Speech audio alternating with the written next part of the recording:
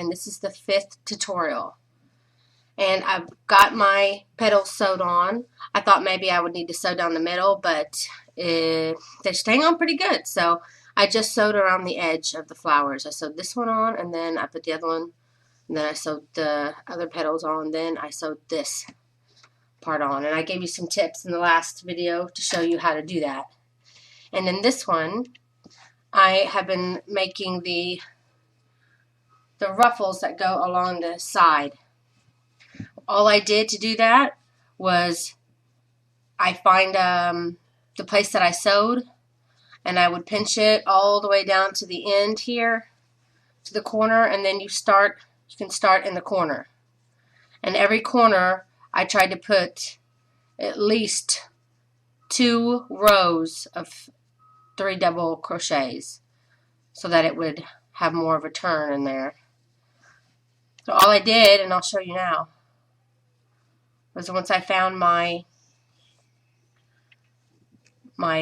row that I needed to sew down, just pinch. Let me get a little closer here.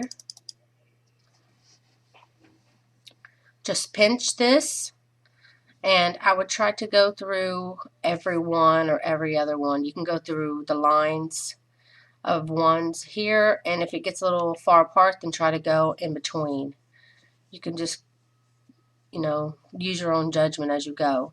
But in each stitch, put 3 double crochets.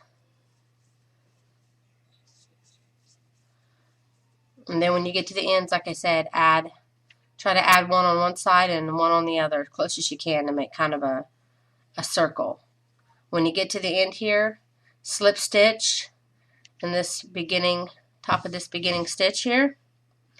Then you want to chain 3, and I had started doing 3 double crochets in each one, and I got a really big ruffle. I mean, it was going up and down, like you could barely tell it was a ruffle. So I decided that I'm going to start putting only 2 double crochets in each stitch, my double crochets from the last round. So each stitch, and it depends on your preference, how ruffly you want it, put 2 or 3 stitches in each stitch around to give it an even longer ruffle.